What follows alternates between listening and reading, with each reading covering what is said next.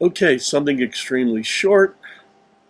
Apophis, the asteroid, Apophis meaning the destroyer, is traveling towards Earth at 28,000 miles an hour.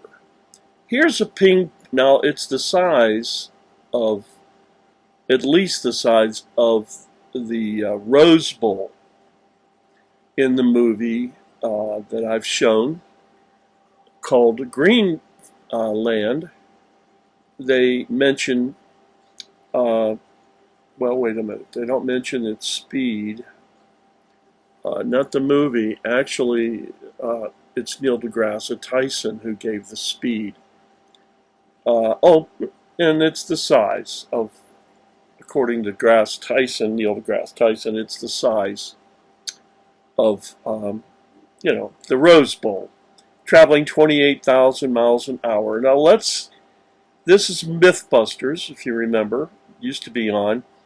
They want to see how powerful a ping pong ball is. What is it, 4 ounces, 2 ounces, going at high velocity. And the highest velocity they reach for this ping pong ball is 1,100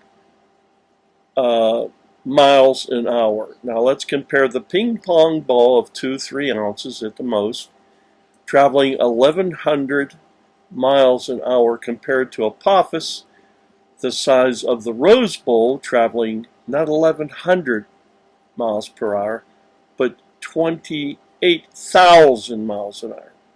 Well, let's see. What's it going to do?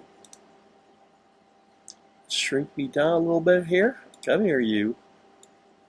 And let's watch this. The ping pong ball hovered near the barrel's exit and just wouldn't launch properly. After several tweaks with no real breakthrough, they came across the concept of a vacuum pressure chamber. The idea was simple. By adding a pressurized chamber to the original design, they could dramatically boost performance. Once the setup was complete, they ran the first test.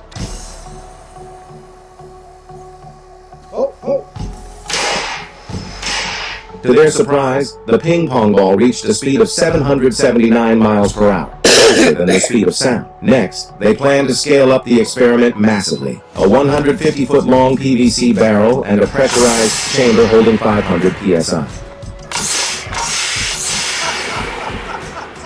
The very first test was a huge success. The ball shot out at an incredible 1,100 miles per hour, twice the cruising speed of a commercial airliner. But what would happen if something got hit at that speed? To find out, Adam brought out a slab of pork to simulate human flesh.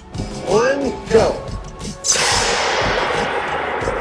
The ball tore a massive hole straight through the meat. The damage was seriously shocking. Next up was a ping pong paddle. Once everything was ready, Jamie fired the cannon. The ball blasted through the paddle in the blink of an eye, punching a clean hole right through it. That's the kind of destructive power a ping pong ball has when it's traveling at 1,100 miles per hour. Okay, again, so what do you think? What do you think Apophis will do going not 1,100 miles an hour, but 28,000 miles an hour? What? Roughly 27 times faster? All right, well, that's it, folks. Something to think about. Nobody's catching this. Nobody's talking about it. Am I sure Apophis is Wormwood and that it will hit? No, I'm not. But there's so much evidence. And according to NASA, Apophis / I think also known as Wormwood, from Revelation chapter 8 verses 10 and 11, is going to hit just off, let's see here. Show a map of the United States, please. Okay, here's the United States. Okay, you see where I'm pointing right here? It's supposed to hit right about there, right off the Southern California coast. I guess this is Mexico. So if it's going to hit there, could kiss California goodbye with all its fault lines. Up here is Yellowstone. It's going to caldera. That's called a caldera is another name for a giant volcano. And the fault lines are going to go. You can count on Yellowstone going, and now we're hearing about Cascadia, which is up here in the northern California, perhaps Oregon area. I would say more Oregon. It's pretty far north, still off the shores of the United States, I believe. And so look at my arrow here. See on my arrow?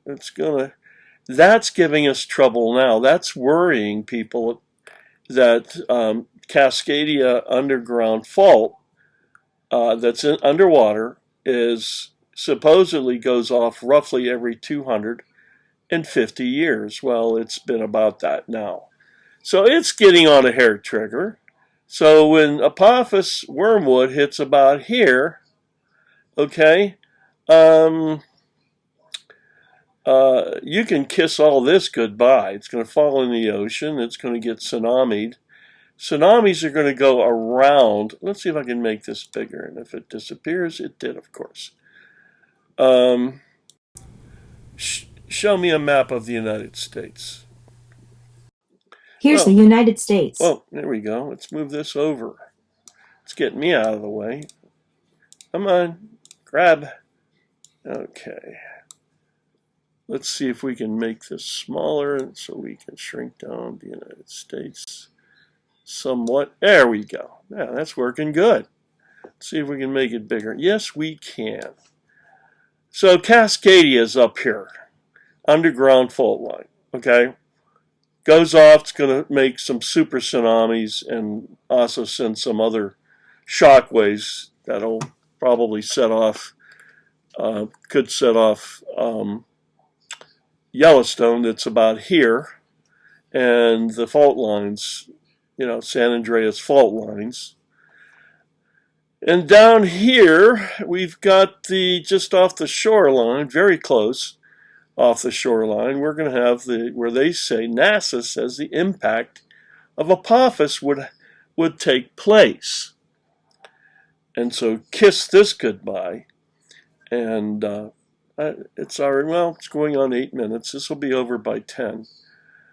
It will be so severe that Wormwood is said to destroy a third of the landmass.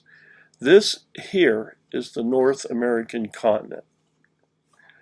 Down below is the South American continent. If you add the North and South American continent, let's shrink this down a little bit. Can't do it. If you shrink this down, it makes both continents, North and South American continents,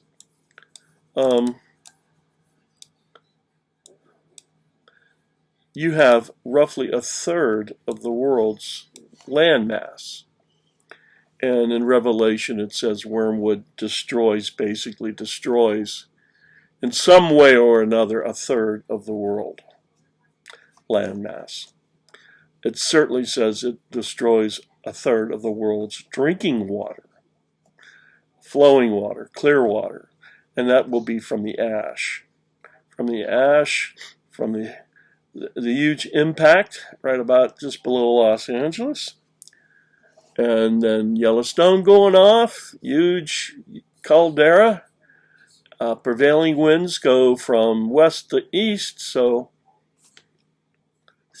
I'm right over here in Pittsburgh, just below Erie, so let's go about here.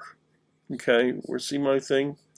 So we'll catch it, but we're far away. The real junk is going to be happening on the West Coast. But the tsunamis will go, okay? They will probably cross over here, this landmass, which I think is the,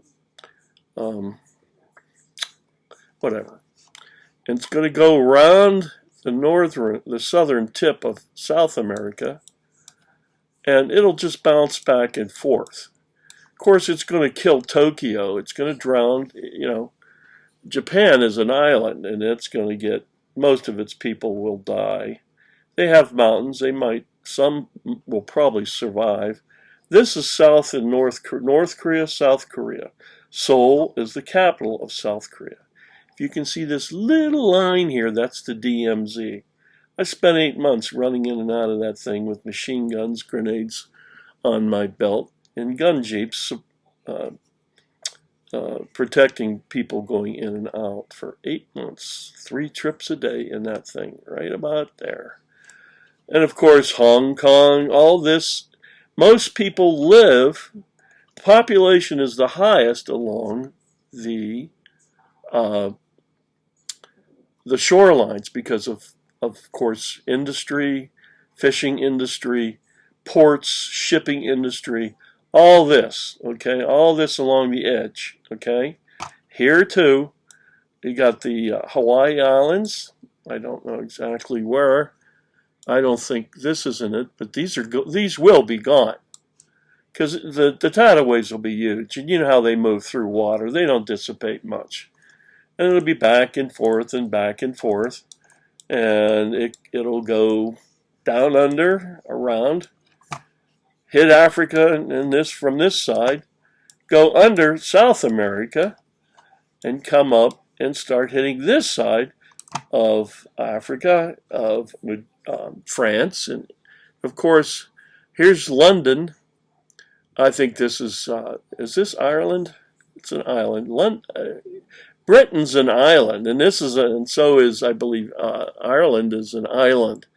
They're going to get inundated. I mean, and then of course it's going to hit New York and Washington and New Jersey, and it'll also probably destroy most of Florida because it's a peninsula. These are gone. These will be gone. And so water will kill more people than the impact, for sure. And then next to killing most of the people, especially here in America, will be the coastlines will die, but will drown. And that's why they have these FEMA coffins that will hold at least 6 adult bodies and 10 children's bodies at least. They got to clean up the shores because after the tsunamis come in, they'll go out and take bodies out with them, and then they'll come back a couple of times, and each time they'll be distributing bodies on the shore, dead bodies, drowned people, Americans, and they got to get them up out of there and get them put away because the rot of dead bodies is just going to be tremendous. And so they have the FEMA coffins waiting. Look up FEMA coffins. They're hiding in them a little bit now. We're getting down to the wire. And we're 13 minutes, and I'm just going to wrap it up. And that is it.